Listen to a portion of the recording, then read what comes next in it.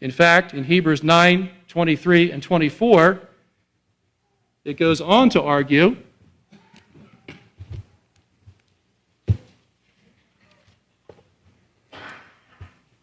again, comparing the old covenant to the new covenant.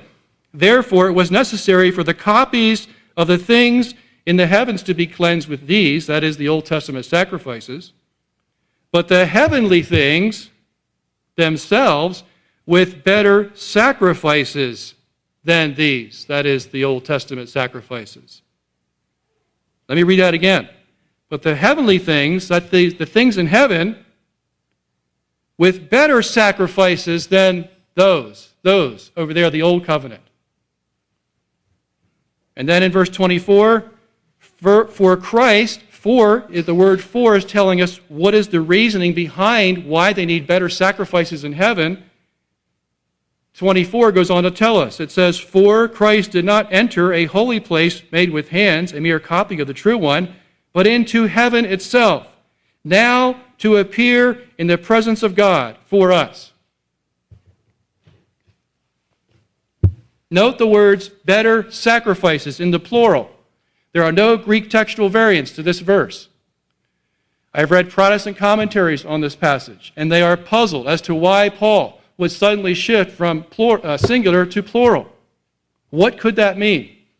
Apparently, the Hebrew writer neither has a problem in referring to Christ's propitiatory intercession in heaven as sacrifices, plural, nor that they are, he has no problem saying that they're plural sacrifices, and he has no problem saying that they're sacrifices to begin with. You see, in heaven, Christ is presenting a sacrifice, according to the Hebrew writer. And it's not only a sacrifice, he says it's sacrifices. Provided, as Hebrews 9:25 goes on to say, that Christ does not offer himself often as the high priest enters the holy place year by year with the blood not his own. It's not saying that Christ can't offer the sacrifices in heaven, but that he does not do it like the priest of the Old Testament who had to go in the Holy of Holies and then go out because he was a sinful man and used someone else's blood. The high priest goes in and he goes out. Christ goes in and he stays. And there he offers the propitiatory sacrifice, or as the Hebrew writer says, sacrifices. In other words, Christ need not keep entering the holy place by shedding his blood and dying again. And this is why St. John Chrysostom and many other fathers said these things.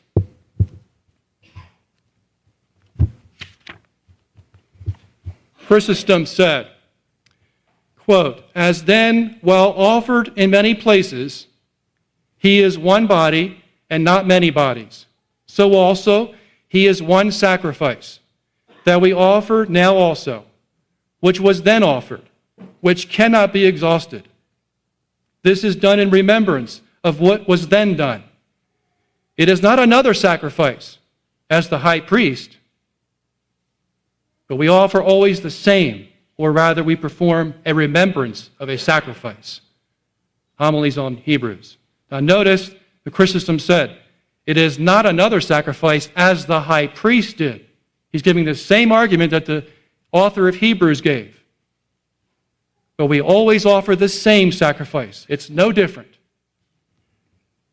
Theodore of Mopsuestia says, the sacrifice of the new covenant was a memorial of the one true oblation, and image or representation of the eternal liturgy which is celebrated in heaven, where Christ, our high priest and intercessor, now fulfills his ministry. What he offers to the Father in the Eucharist is his very self, once delivered to death on behalf of us all. Catechetical Homilies. Jerome held that, quote, the victim of the church's daily sacrifice is the Savior himself. Letters 21:26. Ambrose says this, the oblation consists in his perpetual intercession for us before the Father, offering his death on behalf of us all. He is also immolated on the altar so that what we receive in communion is the paschal lamb slain on the cross. on the 12 Psalms, 39:8. I could go on and on with the fathers. I think this is a representative sample of what they held. This is nothing new. These men were recipients of what the apostles taught. Where did they get their information? They didn't make it up. If these gentlemen preached these kinds of things in those days and it was wrong, they would have been deemed heretics on the spot.